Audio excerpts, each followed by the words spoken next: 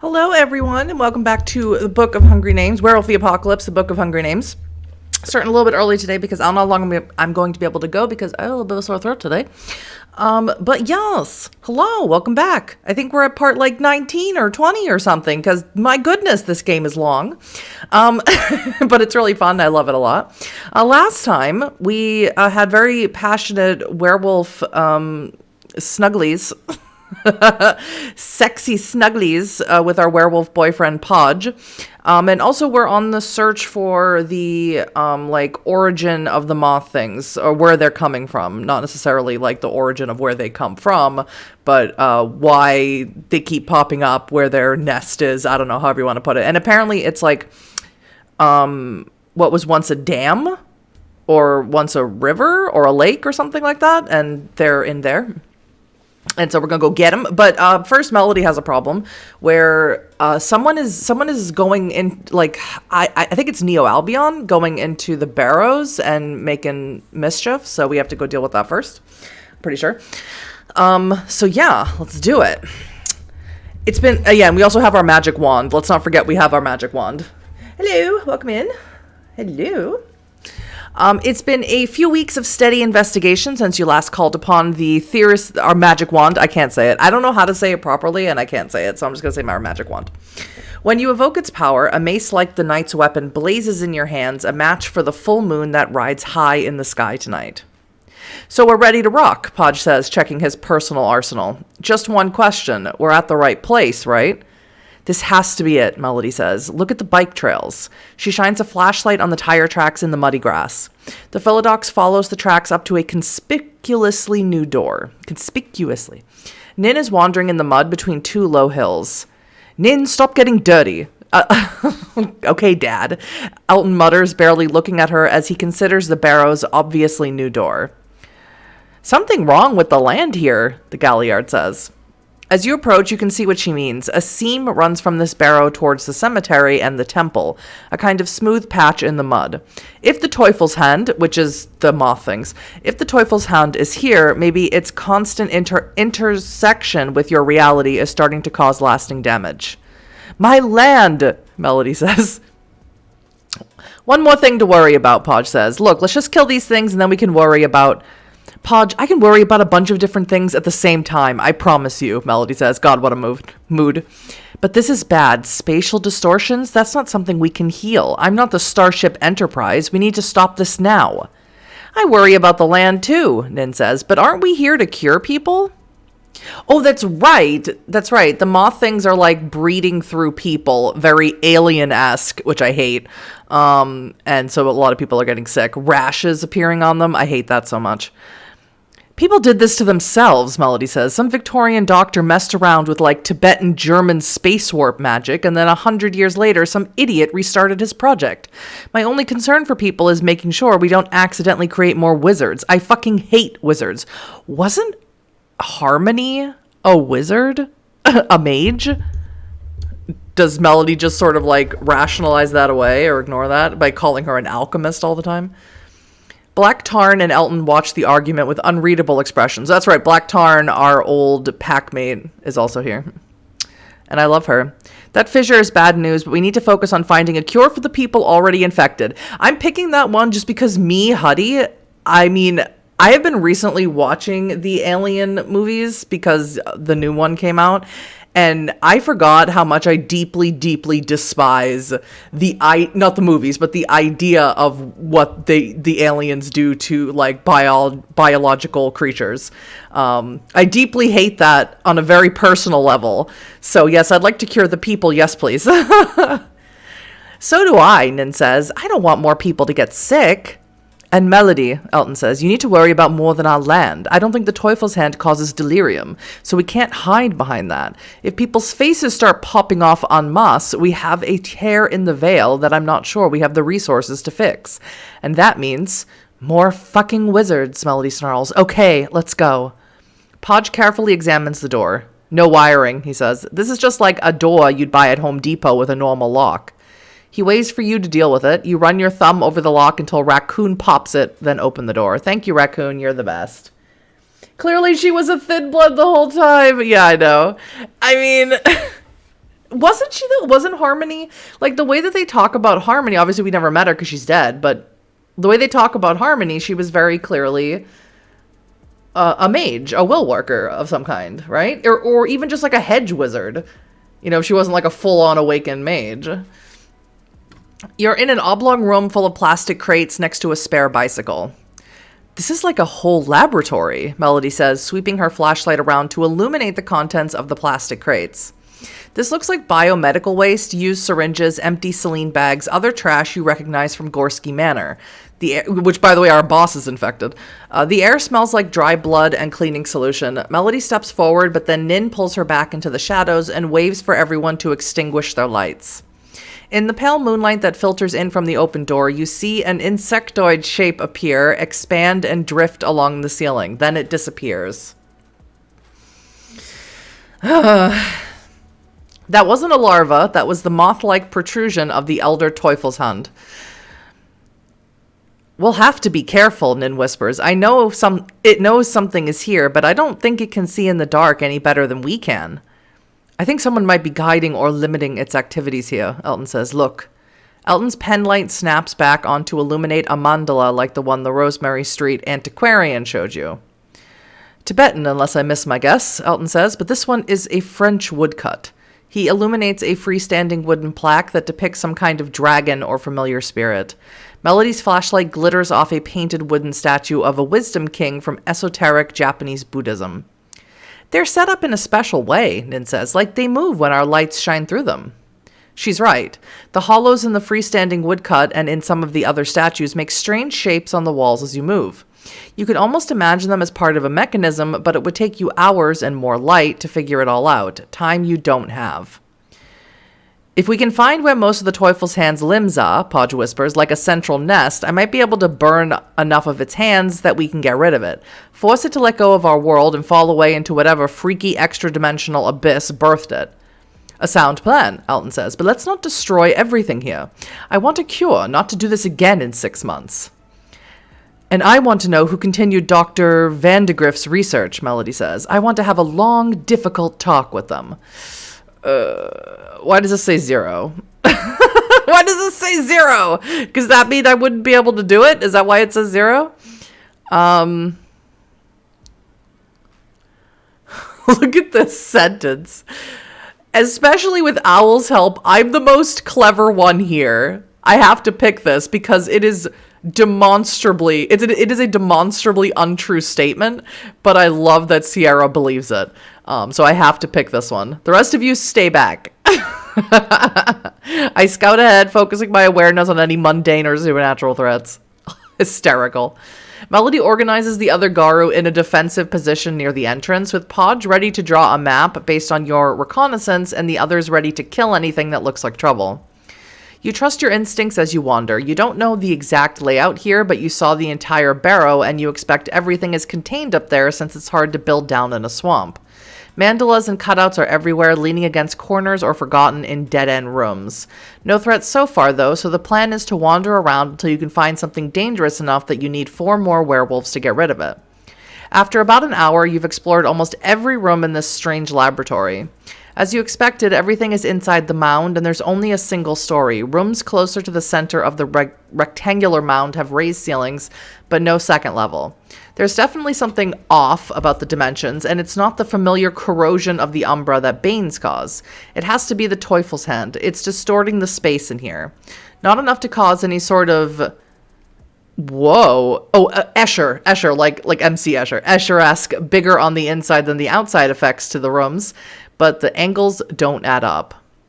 The rooms are a strange mix of ancient, old, and modern, with industrial track lighting and bright wires along the cold and muddy ceilings, and Civil War-era chests and cast-iron tools, evidently still in use, hanging on the walls or arranged on cheap metal folding tables.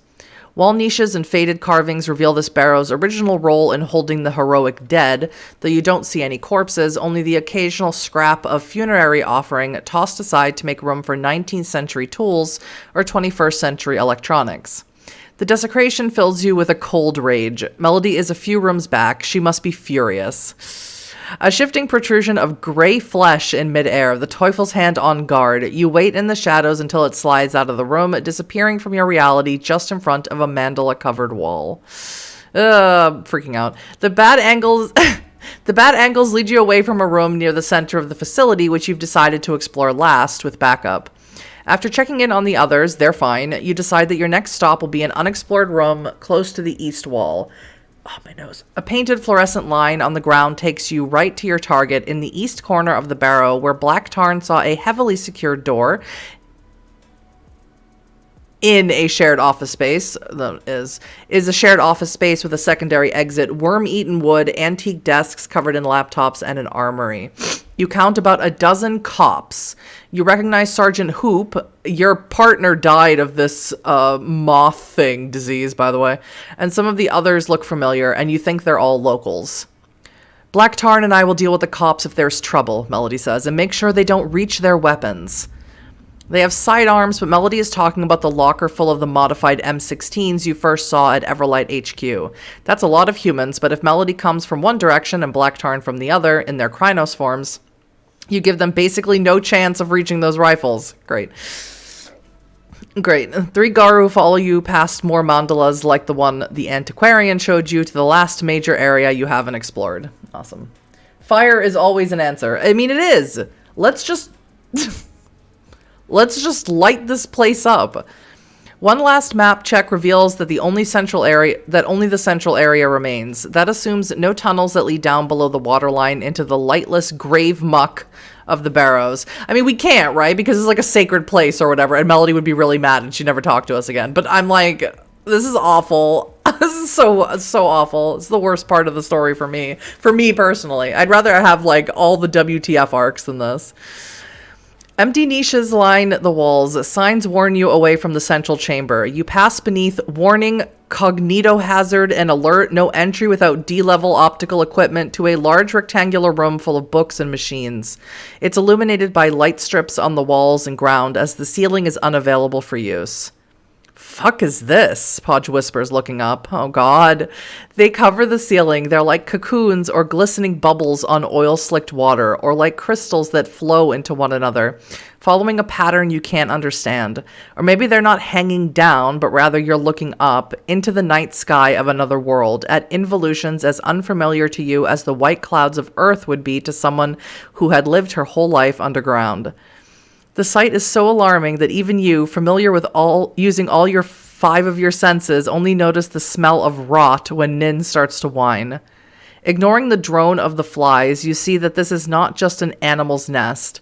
Someone must bring the corpses here. You can see a wheelbarrow, a gaff hook, paracord for hoisting them up. Some corpses look fresh, one still wears cycling gear and shows signs of either a werewolf mauling or an auto collision, but others are ancient. Some appear oddly preserved by long exposure in the bog. Others are putrid, covered in iridescent flies and crawling with wasps and maggots. Why is this just one word? Threats? Question mark? Sure. Why is that just one word? Limbs of the Teufel's Hand flicker in and out of your space, as do more larvae. By most calculations, you and your pack are badly outnumbered. Maybe it's good that Melody and Black Tarn are waiting to kill those cops, as you can see the dead of the barrows heaped contemptuously in one corner of the room like coal for a furnace. Literally, we spent so much time pouring criminage into the barrows, and Melody took so much time fixing it up. This sucks ass. You don't recognize the corpses, but they must be the remains of Garu or members of the 3 families. Tattoos cover some ancient mummies, the indigenous Garu who ruled here before the Shadow Lords killed them and claimed this land. A mummified wolf lies in one corner, ignored and forgotten. Oh my god.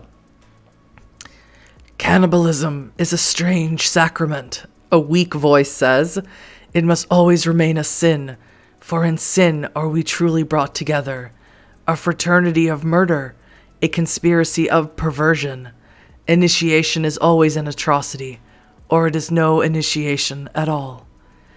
The man sits huddled in dirty blankets behind a low plank, surrounded by tools of surgery and sorcery. rusted scalpels and stained apothecary jars, anatomy and geometric textbooks alongside moldering scrolls, and the now familiar mandalas and woodcuts. He is vastly ancient. His white skin so wrinkled that it has started to flake away. His fingers is like a lich. His fingers like twigs. Shapes flicker in and out of your reality behind him. The Teufelshand, watching you and him. Dr. Vandegrift, I presume, Elton says. What remains of him, boy? The ancient man says. I want to leave. I don't want to be here. Sounds like you've got a neat little theory about all these dead people and why it's okay to have them here. Yeah, let's just be a jerk in the face of abject horror. I don't want to be here. Hello, welcome in. Ah, yes, the dead. They are a necessary process in the life cycle of the devil's hand, Dr. Vandegrift croaks. I assume that since you are here, you have read my earlier commentary. Did you read my manuscript? Yeah, we follow you on Tumblr, Budge says. Hey, that should be my line. Live hosts are required for the larva, the ancient man says, ignoring the Arun. But metamorphosis into an adult specimen requires human corpses. They must be human. This is what I have read, but I don't understand why. He gestures vaguely to a scroll in a language you recognize from the Regal's Facebook pages, Tibetan. You glance from the scroll to the ceiling, which is churning more and more aggressively. I know so much and understand so little. The flesh of the dead, brought to me by my faithful acolytes and carefully prepared, has kept me lingering in this twilight existence. But lingering like this holds little appeal anymore. He coughs, and flecks of dried blood land on the Tibetan scroll in front of him. He wipes them away, and they smear like blood-fat mosquitoes across the paper. More moth limbs appear in the corners of the room. They probably don't think you can see them, but you can. The cocoon overhead shimmers and starts to swell. I hate this. I hate this so much. Hi, Laura. Welcome in. I don't want to be here anymore. I'm so over it. I've never been more over it in my entire life. Oh, God. Excuse me, I have a question, Nin says, raising her hand. Yes, young lady. Because she's a wolf. Dr. Vandegrift says, peering at Nin as if not quite sure what he's seeing. His eyes are obviously bad. You said that the larvas need human flesh to become adult Teufels, right? Teufelshand. I love Nin so much. Yes. Nin glances at the heaped dead. Podge is examining them with a penlight, looking increasingly agitated as he glances from the corpses to the boiling, shimmering roof. What happens if you feed them werewolves instead? Nin asks. Dr. Vandegrift chuckles. Oh, goodness. What are they oh, man. I hate these people. Oh, goodness. What are they teaching you at the residential school? The doctor says. Little girl, this world holds many marvels, but there's no such thing as werewolves. Let's kill him. That's when the ceiling boils over and glistening crystalline fluid rains down on the far side of the room near the heaped dead. The shimmering stuff flows around and through itself, sometimes resembling a moth, sometimes a wolf's huge head, sometimes a man screaming. This isn't supposed to happen, the doctor says, his tone peevish as he flips through a book. You are willful, he shouts at the ceiling, willful and impatient. He pushes a textbook aside and retrieves a walkie-talkie. Sergeant Hoop, attend immediately to the apparatus of banishment. His roomy eyes go to some kind of machine constructed of brass and glass. It's about the size of a golf cart and appears hand-operated. The walkie-talkie crackles. Understood, on my... Ah! That must be the sound of Melody and Black Tarn ripping into a room full of cops in their Krynos forms. You fools! He says like a villain. like Snidely Whiplash. Dr. Vandegrift grasps as the ceiling drips down over the heaped dead, sucking them up into a nightmare cobweb of wolf parts and transparent limbs. There's something wrong with the primary larva. It'll kill us all. Let's hope it kills you first. This is why you control all the variables when doing science experiments. I mean, mages are annoying. I mean, as someone, I'm someone who loves mage and puts a lot of mage characters in my chronicles. Mages are annoying because they're just the worst. You've extended your life with sorcery and let that thing kill people for months. You ass. I am a scholar, you stupid child. Let's kill him. Let's rip his head off. Let's see him heal from that. A shimmering nightmare with neither an inside nor an outside lands on Dr. Vandegrift, smashing him into a wet red paste and knocking everyone else to the cold, muddy ground. It reforms with the head of a snarling wolf, bites at empty air over your head and seizes one of the Teufelshand's moth-like limbs in its fangs. The ceiling boils as unattended papers fly up into it, where they're caught in the gelatinous slime of the cocoon and start to dissolve. Your packmates regain their feet and scatter to the corners of the room, trying to figure out what to do as the Teufelshand and his mutated progeny tear at each other across more dimensions than you can see. I hate this. Everyone form up and get ready to fight. Yeah, because what else are we going to do? Because everyone in the town is getting sick and they're all going to start turning into... There could be a bunch of chest bursters of these moth things in town. So let's do it. Oh, God. I'm salivating. This really is gross to me. Me personally. Melody isn't here, but your other three companions sound off, then start to shift into their fighting forms. But though your pack is ready for anything, it's hard to figure out exactly where they are. Some kind of thick membrane is descending all around you, making it hard to make sense of the space you're in. A huge wolf-like head made of slimy light materializes above you, jaws wide, but before it attacks, one of the original Teufelshand's limbs collides with it, and the monstrosities tumble across space to collide with the doctor's desk, scattering papers and scrolls as they tear into each other. More moth things materialize. Several of them make for the machine in the corner of the room and smash it to pieces. This is going really well. Why are there chest bursters? I can tell you why there's chest bursters. So Werewolf is crazy. Werewolf is a crazy splat because you have things called banes, right? And this is more than a bane. This is a bane that was experimented on by a mage to be worse than its original like incarnation. But banes are like how to explain it? Banes are like spirits of the worm, the sort of like force of entropy of destruction in the world that's out of balance. And usually they make really gross things like moth things, or there's fly creatures, or there's like pollution monsters, trash monsters, begins with a D and I can't think of the name of it off the top of my head. Because werewolf is like animistic, it's spiritual because you're part human, part wolf, part spirit.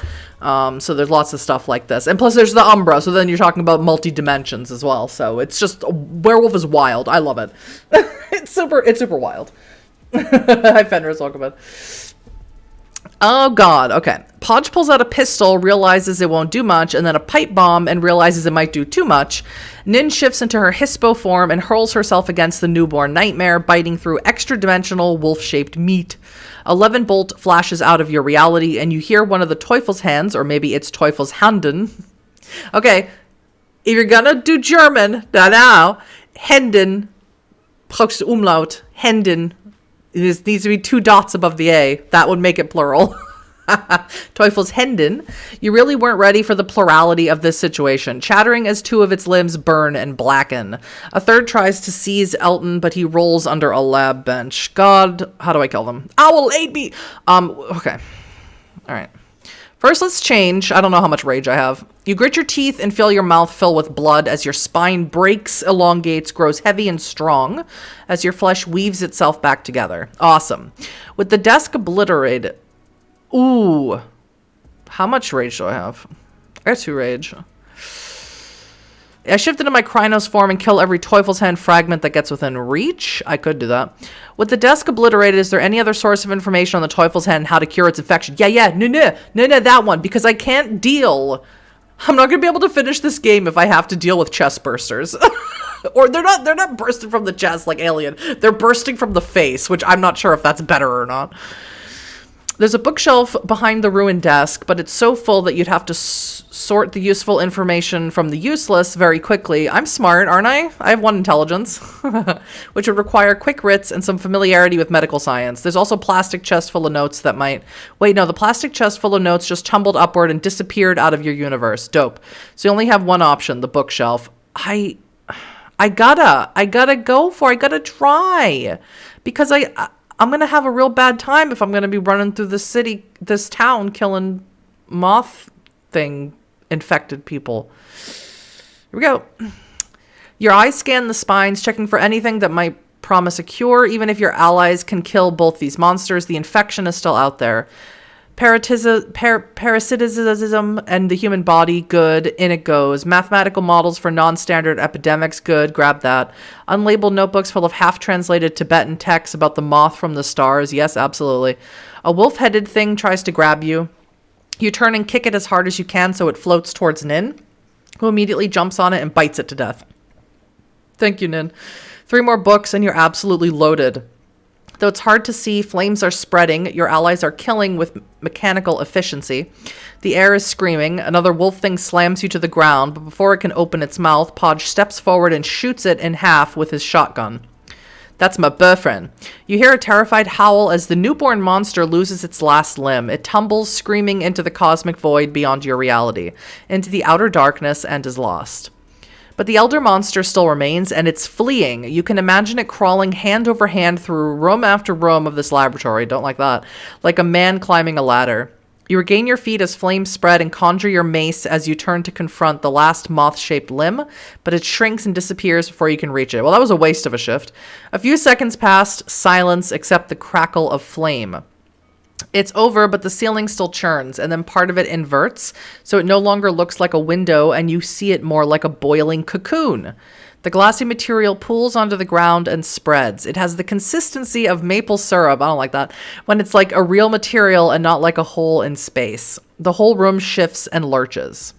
Water flows suddenly across your ankles, and the boiling ceiling blows flame across a bookshelf, igniting the remaining volumes. The ceiling continues to melt. It can't decide if it's space or substance. All you can do is flee back the way you came. You search this place so carefully before the battle, and that familiarity with the lab saves your life. Hey! You stumble through the entry room, now hip deep in cold water, make sure everyone got out, then hurry up a nearby hill. The barrow lurches, shifts, and settles. Flames spill out of ventilation ducts, suddenly bright jets of pale fire. The soft turf breaks apart. By morning, it will be entirely gone. Fallen stones and collapse tumuli are visible nearby, though you don't have time to scout up to the cemetery or the temple. Melody rejoins you and spends a few minutes watching the barrow disintegrate. I feel so bad for Melody. She and me, I'm not going to leave myself out of here, put so much effort. I poured so much honor and glory into this barrow to like cleanse it from the guy who was making the weird horse fomors. Making the moth things and horse things. Oh god. The surrounding landscape has suffered catastrophic damage. You can see fallen stones and collapsed tumuli, but you don't have the time tonight to examine the cemetery or the temple. The elder Teufelshand is still alive, and more importantly, the infection remains. Ugh. A werewolf's work is never done until they die. For Gaia. Blacktarn, Nin is still best girl. Yes, that is correct. I love Nin. She's the best. Blacktarn fought like a dragon, and now it's time for the old Theurge to sleep like one. She curls up on a couch in front of the fire and falls asleep immediately. She'll be out for hours, maybe days. Your pack knows 3 people infected by the Teufelshand. Mr. Weiss, Nomi, and... Oh, that's right, Nomi's infected. I forgot about that. And the antiquarian on Rosemary Street. And no doubt many, many more people suffer from the infection, even with Dr. Vandegrift dead and his laboratory destroyed. Rumors of infection are spreading all over the valley, and you don't have any way to help. At least not yet. But you do have the books you took from Dr. Vandegrift's laboratory. Fix it, fix it, fix it. Full-blown panic. Everyone grab a book, you say, getting the text organized on Melody's kitchen table. The critical breakthrough comes late in the day, instructions for building an apparatus like the big contraption you saw in the laboratory. You're familiar with mechanical engineering. I am? Good. You can sort of follow the blueprints, at least enough to know that you can't build this thing yourself. Okay. Either we raise David Bedinsky from the dead. No, he'll just make more gross horse things, Elton says, glancing at your machete on a workbench. Or we need to find an expert mechanic. Polly, Melody says instantly. Right, he has whole die-casting factory in East Hampton. Once I have a prototype, Melody says, I'll go help the antiquarian. Melody collects all the relevant documentation and heads out. You're prepared for every possible excuse, obstacle, and inconvenience. But though Paul Baninsky was never inducted into the deep secrets of the three families like Lucinda or Hobland, he knows a few things. He listens respectfully when two apparent homeless people burst into his factory floor office with blueprints for a contraption that must be made right now. The prototype is ready inside 16 hours. The prototype is barely functional, and while more are coming, you don't know how much cranking this one can withstand before breaking. And you personally know 3 people who are infected: Nomi, the antiquarian, and Mr. Weiss. So, Podge says, rubbing his eyes, he's been awake for days. Who do we try to save? Oh, don't make me pick. Time to bring in the Hecata, or this new person, I guess. I know, right? That's the first thing I thought of. But there's probably, I mean, why would the Hecata be here in Northampton, this like little sleepy town? I just don't see it happening. They may be in Boston. They're for sure in Boston. Okay. Yeah, I think probably, I don't care about the money anymore at this point. Honestly, I don't care about going back to work anymore. I mean, I know that's bad or whatever, but I don't care. I want to save the I have this thing with Nomi where, like, sometimes I like them and sometimes I don't. I definitely don't like Mr. Weiss. I don't like having a job. I'm lazy like that. I want to save the antiquarian, maybe I think because of the Tibetan stuff that has to do with like what the moth things are, and they could probably be the best help to us in fixing the moth thing problem, I think. And they know stuff. They know a lot of stuff that they like pretend like they sort of like skirt around issues where they obviously know more than they're saying. So I think that who's who we help. Yeah, I think that's who we help. Okay, here we go. I made my decision. You and Podge hop in his truck and drive as fast as you dare for Rosemary Street, skidding to a stop right outside the antique store. You don't waste any time as you run up the steps and open the door to the antiquarian's apartment. You find them sitting in a wicker bath chair beside an old record player, eyes shut. "We are closed," they croak. Despite the elegant appointments of the 2-bedroom apartment, the clutter and the smell of close, medicinal air reveals that they can barely move. They're not applying cosmetics anymore. Their rash is a hideous red-purple smear around their face. You set up the new prototype and start to crank.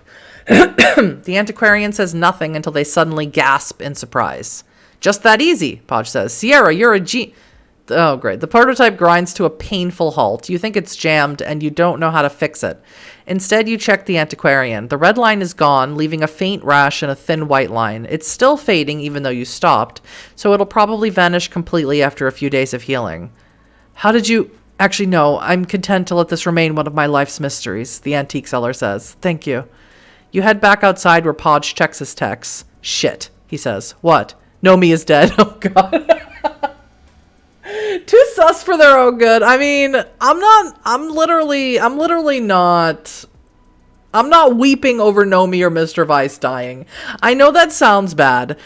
You know, you can read me. It's fine. I don't feel bad. "Nomi is dead," he says. "I'm sorry, Sierra." What was I supposed to do? Melody's going to try running down the larva. That reminds me, do you have your boss's address? You do, and Podge drives the truck to Mr. Weiss's Queen Anne. Same style as the Baninsky estate, you note idly, and almost as much security. And there's a big Volvo parked in the porte cochere. You grab the apparatus and head through the unlocked door to the sound of voices and arrive in the tastefully appointed living room. He's a ghoul. It's all dark wood and faded wallpaper, and Mr. Gorski seated on a heavy sofa. He puts his flip phone away. "He's dead," Mr. Gorski tells you, as if you've worked together before on this sort of thing, as if he knows exactly who you are. "Have you found Dr. Vandegrift?" "Yes, he's dead," Podge says, too surprised to lie. "But his work will live on, I'm sure," Mr. Gorski says, rising. He looks wasted and pale in the dark room, and his clothes are dirty, as if he's been sleeping in them for days. "I think it's about time I followed the sunset." Oh, God, he's beckoning. "You're leaving?" you ask. "I am," the pale man says. "Can I have Gorski Manor?" Podge asks. "No, Mr. Hodge," Mr. Gorski says, donning a Madras blazer, "but I wish you the best of luck in all your endeavors. And I hope this valley survives the next 6 months. I enjoyed my time here. And it's so hard to start anew." He walks away as he talks, as if already forgetting about you. The Valdo rumbles to life and rolls away. "We a dude," Podge says. "Maybe a robot? Probably a robot." You find Mr. Weiss dead on the carpeted floor next to his bed. His face is missing. "I'm going to look for the larva," Podge says. He sounds tired. "Well, I'm out of a job. Whoopsies. Whoopsies." He's beckoning. Mr. Gorski's beckoning. And now I don't have a job anymore. Now I have no money. I really made a bad decision, I think. I should have saved my boss. But, yep, for sure a robot. Yeah, for sure, Podge. Whatever you say, babe. You've been up for days and you're exhausted. When the anxious gods of the temple, alarmed by damage to the nearby cemetery, tell Nin that all the larvae are migrating toward Dr. Vandegrift's now obliterated laboratory, you gear up for one last bug hunt. Owl has blessed you, Elton, and Nin, meaning you can almost see the extra-dimensional parasites. That frees Podge up to operate the flamethrower. "Where did he get an entire flamethrower?" Melody asks. You shrug. "I mean, it's a whole system for throwing the flame, with tubes and safety instructions. It looks expensive. Did he steal it?" You shrug again. The larvae tumble away from your world as they burn. After a few hours, nothing remains of the sunken barrow except blackened turf that'll grow back next spring, and a CDC van that Melody stole, and that's going to raise some questions soon. "Big shake on the pox car moving. Big shake to the land that's fallen down," Nin sings as she and Podge pack up the flamethrower. You tell Podge to get that van out of here. Podge and Nin divide their time between watching the ruined barrow and stalking the alleys and parking lots of Northampton to run down the last few larvae. While they work, your human allies slowly ramp up their production of the cure while simultaneously trying not to let too many people know how weird the cure is. It finally ends 8 weeks after you found Pima Rigel. The official casualty count for the anomalous infection event stands at 56. We suck. We suck at helping people, like, for sure. 56.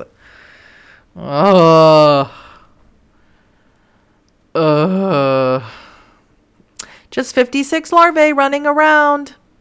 "You're gonna need a new job." "No, I don't want a new job." Nomi's funeral is a subdued affair. All their friends who can get away from work show up. You get to meet Elizabeta Sneed, senior editor for Cahoots, who flew in from San Diego. Nomi's parents don't show. That's great. With Mr. Weiss dead, Mr. Gorski simply vanishes one day with the last paychecks, leaving Mr. Weiss's secretary, whom you've only met a few times, to sort through the mess.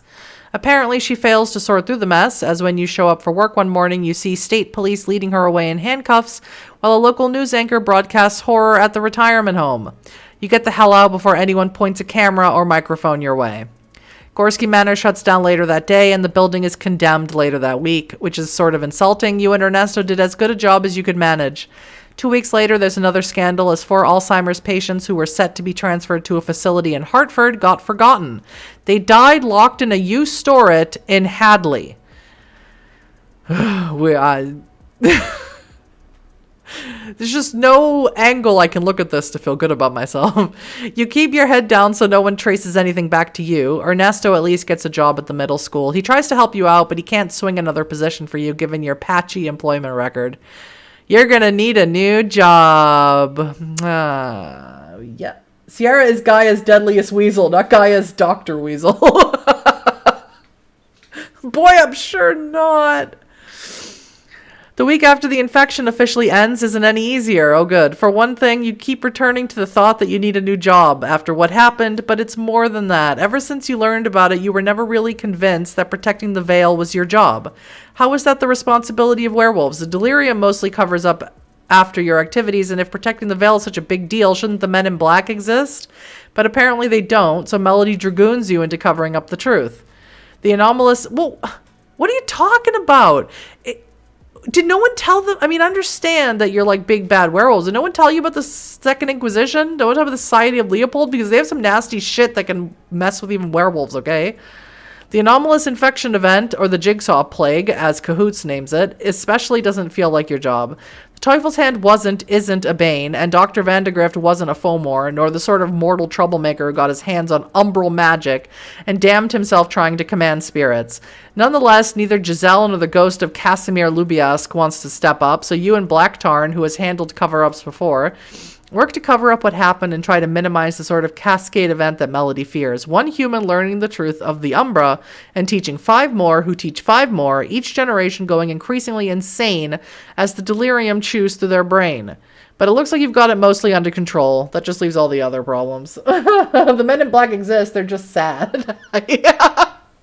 Yeah, the Special Affairs Division. That's one of my favorite little lore pieces, is that in the Second Inquisition, the Special Affairs Division, which is the acronym SAD, is basically the Men in Black. That's too good. It's too good not to use in every chronicle I've ever run. For one thing, there's serious damage to the barrows. The collapse of Dr. Vandegrift's laboratory and the space warping effects of the Teufel's Hand have poisoned the Umbra around the cemetery and the temple, and you're going to need to calm the spirits and reposition their idols. And of course, you're also hemorrhaging money without a job. Ugh. Technically, a trust controlled by Melody owns the Beninsky estate, meaning you don't pay rent or a mortgage, but you'll need to stay ahead of taxes, utilities, and the endless repairs the ancient mansion requires. You need to find more work eventually. I don't wanna. All right, we need to rebuild the barrows before the spirits there grow too upset. I'm so gonna avoid as long as I can. Melody works systematically to analyze the extent of the damage. The collapse of Dr. Vandegrift's laboratory has damaged the physical topography of the barrows, including the cemetery and the temple, but it's also caused the Teufel's Hand's dimensional warping to leak into the surrounding Umbra, severing spirit paths and disrupting the layout of the local gods' umbral palaces. The gods are upset and the ancestors are anxious. The spirits of the dead crave the honor of the Garu, and you consider the best way to make repairs while minimizing the nights of chiminage you'll have to perform. You don't want them feeding on you or Melody like the living dead. After some investigation, you and Melody see 4 main approaches. First, you could dig out the damaged stones. Melody's earth mover can handle the large-scale work, but she needs someone with both considerable endurance and mechanical know-how to clean up around the stones with a shovel. Second, you could track down the old maps and use your understanding of geology to reduce the amount of time Melody spends in the earth mover. Third, you could meditate upon the damaged spirit paths using your patience and spiritual awareness to find new roads than telling the ancestors about them. That would minimize the amount of work Melody has to do in the physical world. Finally, though this landscape is heavily modified, its proximity to the Garu means it's still a natural place, and you could use your cunning and your nature lore to follow the animals here. Their movements will reveal hidden paths that the spirits can use, despite the damage caused by the Teufel's Hand. Owl would be able to help you meditate, or patrol the woods. Let's see. Alright, what's my rage at? Still 2. I'm still in Glabro form. Glabro. I'm still in Glabro form.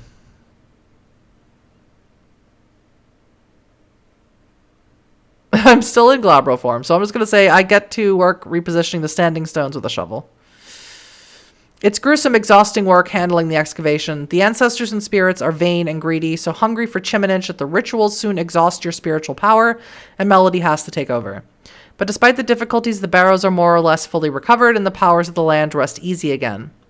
You also monitor news reports over the next few weeks about how 17 police officers, NPD Hampshire County Sheriffs, state police, and members of some ancillary organizations have vanished over the last few months. The media finally connects the disappearances to an alleged kidnapping ring.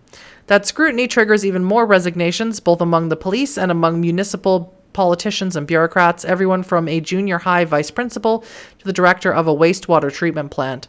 Podge reports with some concern that ex-military affiliated with Neo Albion are replacing the cops, and people with Everlight, Chemicon, and Hovid development connections are replacing the bureaucrats. Fortunately, the newspapers have no money for dedicated investigations, and the TV news is apathetic and incurious. No one actually connects all the dots to reveal the vast criminal conspiracy linking the police to Dr. Vandegrift. I mean, but why, though? The destroyed Mountain Street Scientific Industrial Park and the Jigsaw Plague. I mean, what was the... Yeah, but like... Yeah, no one's going to connect those dots together because I don't... I mean, maybe it's just me because I'm dumb. But like, I don't even know, like, what was the plan here, guys?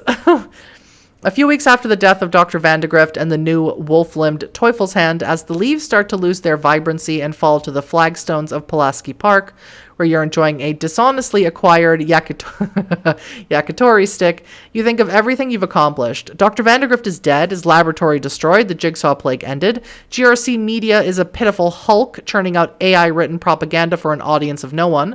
The cult of Fenris is utterly annihilated, Neo Albion and Chemicon are headless, and yet Eater of Names thrives. He still rules this valley from his stolen cairn. His acolytes, even those who know nothing of the Garou or their fight to defend the living earth, are still strong. And the answering tiger is still out there somewhere. You must act soon to defeat them both or die trying. Probably the second one.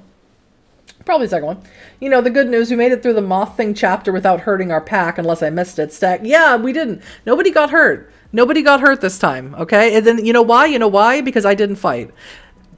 It's always when I attempt to fight. I mean, I have never been successfully fighting. It's always when I attempt to fight that I end up getting everybody hurt. Instead, I read. Instead, I did some research while the chaos was happening. That's what Sierra's good for. Gathering shit, shoving it in her pockets. A brief review of your finances reveals that you're hemorrhaging money without a job. You get right to work fixing that. Just like when you first came to Northampton, you crawl all over town looking for work, only to discover that no one wants to hire a weird kid, hey, with erratic hours and no driver's license. Rude. Fortunately, several of the places you looked at last time churned through staff so quickly that you might be able to get a job there. After several days on foot, trawling Indeed and other sites, walking into places cold to shake the boss's hand, and shooting emails into the void, you've narrowed your job choices down to 2 unappealing prospects. First, a bike store called Epicycle is constantly looking for inventory managers. Maybe the inventory system has been eating the old ones, you're not sure. But working at a bike shop might be interesting, and you'd get to use your brain. That might be a nice change of pace after the grunt work at Gorski Manor. I already miss Gorski Manor. Second, there's a pretty nice Turkish coffee place under the bridge, about a quarter mile from the physical location of GRC Media. It's right in the middle of town. The pastries you fished out of their dumpster are pretty good. And they don't seem explicitly criminal. It's not easy for a werewolf to work customer service with the right social abilities, of which I have many. You might be able to do it. Yeah. I'm going to take the coffee shop job with my 1 dot in charisma. This is fine. The owner, Pemby, seems determined to hard sell you the barista job, even though you've already agreed. Dark eyes and golden rings flashing, she describes the many glories that await you, slinging coffee to tired municipal employees. You're not sure about the location, under another of the town's rusty iron bridges across from a bunch of e-bike rentals, or the owner, who keeps laughing like she'll be imprisoned if she stops. But Byzance doesn't need a resume or even an address. Payment is largely in cash, and you can start tomorrow. Obviously, you're being paid under the table, which means you're not being paid a lot. So you start right away? Pemby asks. You shake her glittering hand. Oh, good. So good. A few days of touch and go cleanup after Black Tarn finds, hunts, and kills a serial sex offender at an elderly care facility in West Hampton. What a boss babe. It's perhaps too easy to think of the Theurges you know as Theurges primarily, following their disparate occult paths, but the elder from New York is an old school Black Fury, and when humans step out of line, she hunts them down. She always has. The predator turned prey was the son of a local landowner, which makes things inconvenient, but he also had multiple convictions for domestic violence and battery. Nin gets the Black Fury out of town and into the wilds for a time while Melody goes to work. She has family connections all over the valley. She pressures them and they pressure investigators to treat this as a victim strikes back situation. Hell of a thing, though, the investigators must be thinking, for a victim to strike back by blasting a man's intestines all over the inside of his Chevy Lumina. You coordinate your pack for a few days, and they all make sure nothing points to werewolves. Honestly, they do good work, but this is why you never have days off or nights free. If it's not this, it's some other mess. Black Tarn apologizes when she comes back, but she is a servant of Gorgon and a monster. If given a chance, she'll do it again. Credible. It's credible. All right, let's check our phone. Whoa, that's a lot. Let's check our bank statement. You're doing okay. You've kept your account over $700 for the past few days, and you have some 5s and 10s in your wallet. You might want to take a few days off and train with your human allies. Okay, yeah, sure.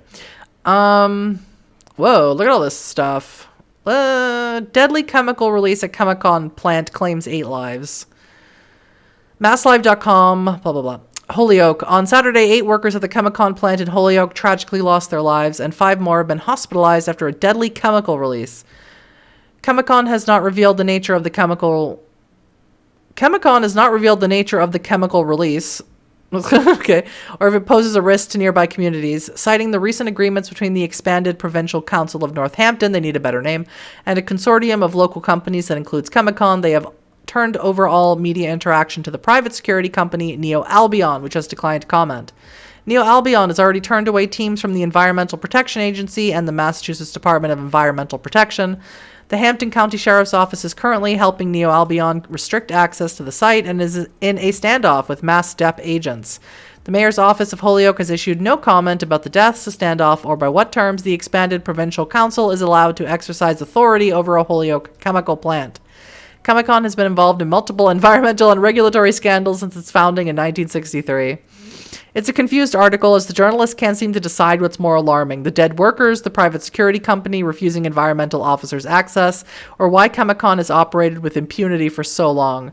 You know the answer, that Bane. Now it's destroyed, Chemicon might be finished, but that could take years, especially with Neo Albion and the expanded Provincial Council preventing it. Yeah. Bar fight? Whately, Mass. According to the Whately Fire Department, 8 people died. Oh, a fire, not fight. Fire last night at Esther's restaurant. God, they're taking forever to get out. This happened ages ago. The Massachusetts State Police Fire and Explosion Investigative Unit has been called to investigate what caused the fire. Multiple witnesses claim that at least one patron discharged a firearm before or during the fight. The article goes on to list casualties. No mention of either of names, Conrad or you, but you don't like this terse entry. At least it's old news. Yeah, I was going to say, this is super old news. The hell? Outdoor theater. Ashfield. This is super old news. The Franklin County's department has reported that a vicious brawl during an outdoor theater performance in Ashfield has left 4 dead and at least 10 people seriously injured. According to the sources on the scene, the fight began when technical problems delayed a stage performance. Yeah, that was us.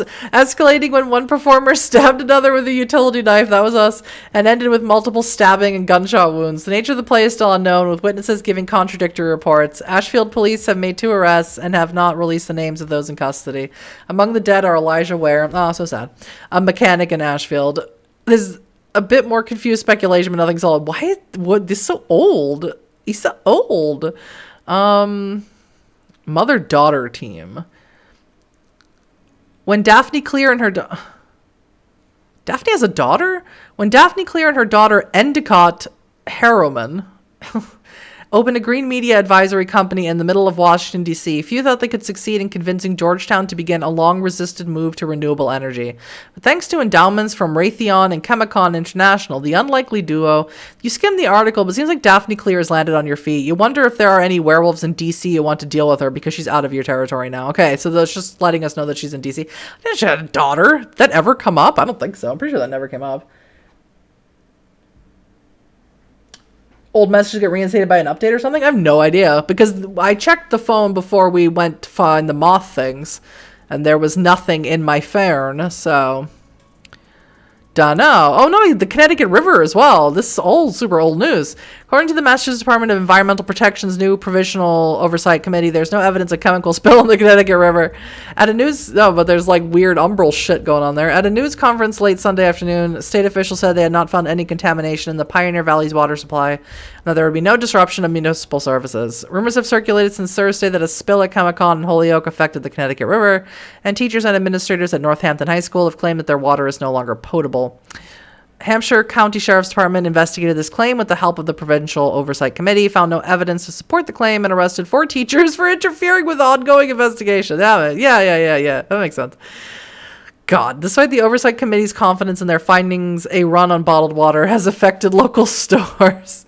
The article then pivots to interview small business owners who have made a killing on bottled water. You've already informed your packmates about your encounter with Eater of Names. According to Melody, Northampton's main source of drinking water, the Mountain Street Reservoir, remains safe, though she spent more and more time monitoring it after the 2 of you destroyed the Fomori factory there. Yeah, that was awful. Hated every second of that, too. Technician killed in fire. You click on the link to the Gazette, but the article is gone. Huh. Okay. 3 killed in shooting. East Hampton. 3 people are dead after a shooting at the private security contractor Neo Albion, according to authorities. According to the Hampshire County Sheriff's Office, deputies at the scene were lawfully refused access to the site per the agreement registered between the expanded provincial council and Neo Albion, which now provides security and consultation for the city of Northampton and the surrounding area. Police were able to confirm that the shooting took place during a reception dinner that included at least 7 members of the expanded provincial council. Police identified the victims who died as Arthur Hutchinson, 45. You immediately send this to Podge. Arthur Hutchinson, the Neo Albion captain, is dead. It's not like that'll bring the company to its knees, but he was only a field agent, but it's good news for you. You recognize the other names as major business owners around town, the expanded provincial council. Who the hell did this? You read on. Investigators are seeking Giselle Dadekind, 29, of Florence, in connection with the attack. You scan the rest of the article looking for more information that you can use.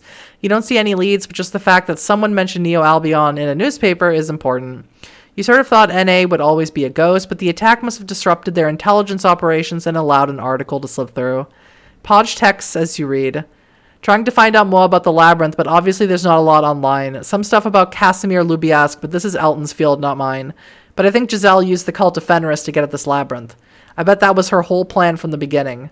He sends you a gif of a comedian in Community saying, "It's going to be a maze," about the swastika tattoo on his chest. Why does he have so many of those? Me and Mel are going to throw some fash acolytes into walls, trash, cans, etc. until they tell us more. Okay. Sounds like fun. Let's go to the slum. Let's just work backwards here. All right, nothing with that. God, I got 15 nights of wisdom. I might pour some chiminage into something. Let's go to the barrows. It's good to see so little damage after Dr. Vandegrift made such a mess of his barrow, but Melody is out there when you arrive and she flags you down. I have no honor. Stag was still not happy with me. We might have a bigger problem than just the structural damage, Sierra, Melody says. Look at this. She brings you a patch of turf not far from Dr. Vandegrift's ruined laboratory and says, I think a helicopter landed while I was away. I've spoken to the dead and they think Neo Albion took something out of the ruins. Damn humans. It gets worse than that, Melody says, leading you to the site. I worry that something unnatural happened here. Well, yeah, we were all there. Did you see it? Look how the ground is just peeled open. Yeah, it was like interdimensional moth things, remember? Nothing remains but a reeking mud hole. Could have been an excavator, you say. Flown in for one night, Melody says. Possible, but not likely. I think it was a gift or a talisman or something, and not a wholesome one. I think either of Names or one of his followers came here, dug something out of Dr. Vandegrift's laboratory, and flew away with it. But there's little you can do about that except worry, so you return to your previous business. Your previous work reversed the worst of the damage, and Melody has been conducting maintenance work to make sure the physical and umbral environment doesn't backslide. Hiccup. But you and Melody need to finish repairs before any Garu can speak with spirits here again or earn their gifts. You consider how to finish repairs. First, you could track down the old maps and use your understanding of geology. Oh, the hiccups. Reduce the amount of time Melody spends in the Earth Mover. Second, you could meditate upon the damaged spirit paths using your patience and spiritual awareness to find new routes. Right, we already read this. We did the shoveling thing. We fixed the stones the first time. Let's meditate because that sounds fun. You meditate on a shattered hilltop, eyes closed, mind focused, but the Umbra is in chaos, and the ancestors and spirits, frightened by the disruption to their territory, are vain and greedy, so hungry that your chiminage work soon exhausts your spiritual power, and Melody has to take over. And despite your tireless seeking of newer, safer paths for your spirit allies, the damage to the local Umbra was so catastrophic that more work will be necessary. You've done all you can at the site, so your new task is hunting down cheap tools and supplies on Craigslist and among your associates. Getting the supplies necessary to restore the barrow is expensive, but right now you have enough time and money. You spend several days renting the equipment for Melody to use while carefully avoiding the subject of what it'll be used for. The Philodox drives her machines around, obviously having a great time, while Elton and Podge handle the grunt work with picks and shovels. At last, the temple and its surrounding lands are fully restored, and the gods and ancestors are once again content. Yes. Wonderful. Let's go to the deep woods. What's going on there? Oh. I placed the idols I recovered after the last Hogthorn adventure among the standing stones. Did I not do that before? I thought I did that before. You have to visit Nin in the Cave of Bears because the bear spirits have been watching the idols you recovered from the cult's moot site. They have destroyed one and won't relinquish another until they finish purifying it, and that could still take centuries, as bear gods do not experience time as werewolves do. But one little god is still loyal to Cheetah and the Red Talon tribe, though Heinrich tried to convert him to the worship of Fenris. The bears removed Grass Snake from the idol of Sleipnir, and you make a home for the little wooden statue among the standing stones. That's nice. I have so much. I'm going to pour Chiminage into something.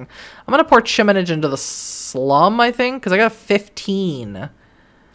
15 wisdom. How much wisdom can I offer? Oh, 5 nights of wisdom into the slum. You perform the wisdom rite, move books around in the little free libraries, yeah. Woo! Busy town. Restore Pudge's urban slum. It's a cold, dry autumn morning as you and Podge line up for the Noodle Lady's noodles alongside the salon employees. I thought the Noodle Lady died. Construction workers, hustlers, and artists. It's amazing how much the street has changed since your first visit. The trash is mostly gone, scooped up by a recycling cooperation that also sells scrap metal and machine parts. Graffiti is still everywhere, but it's exuberant, sophisticated, artistic. You've started to see influencers snapping selfies in front of the most aesthetic walls and posting them to the gram. One of Lucinda's friends has drawn a mural of red Navi with fire magic fighting red baby Yodas. Is this a Avatar reference? Because I like Avatar, like the James Cameron movie. Because I really don't know that. I think I've seen Avatar once in my life. With fire magic fighting red baby Yodas who shoot red lightning. It's one of the worst things you've ever seen.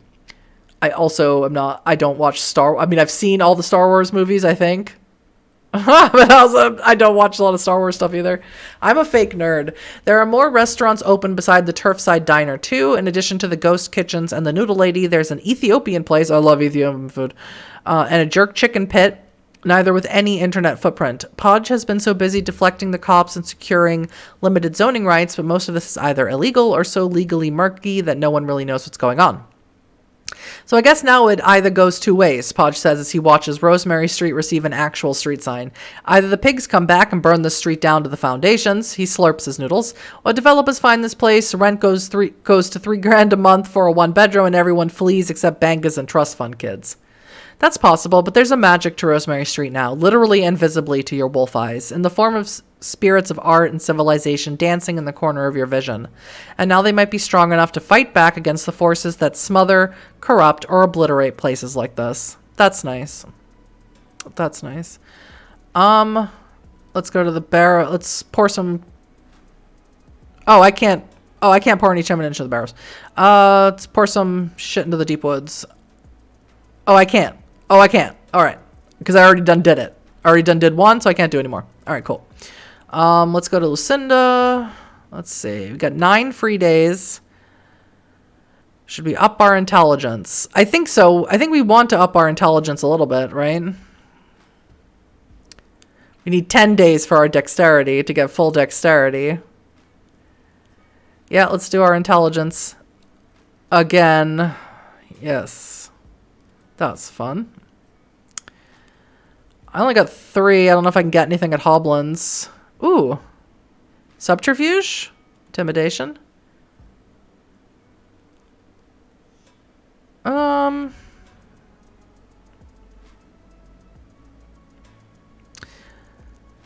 I'll hold on to that. I'm going to hold on to the 3.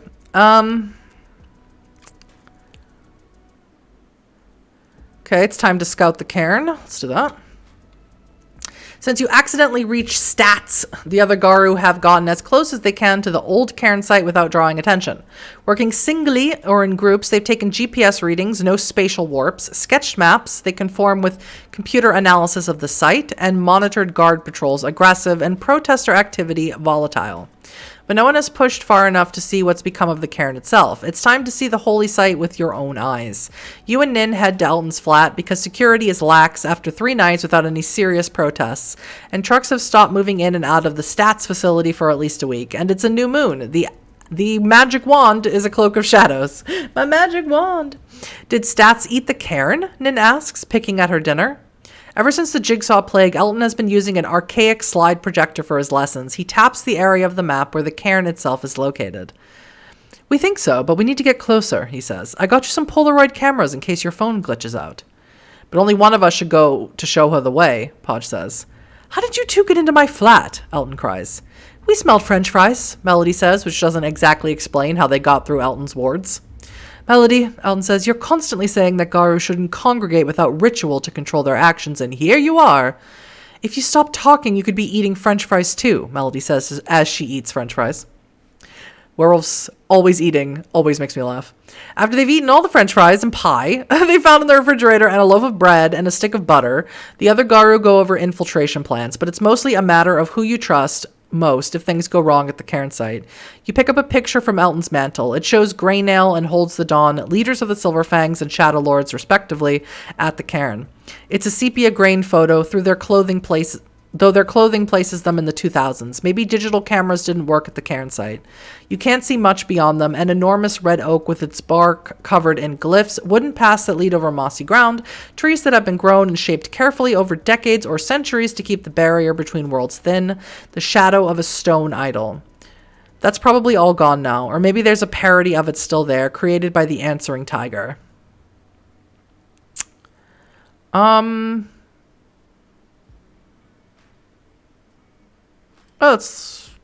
Let's do Podge, because he's our boyfriend. Podge, show me what you can do. Grab your stuff, babe. Let's go, he says, digging around in a greasy bag for more fries. You're out the door in 5 minutes, watched by your other pack mates from the window. You can feel their worry, but a whole pack of Garou heading for the cairn will draw attention. Podge's electric conversion trucks would also draw attention, so he has a new one.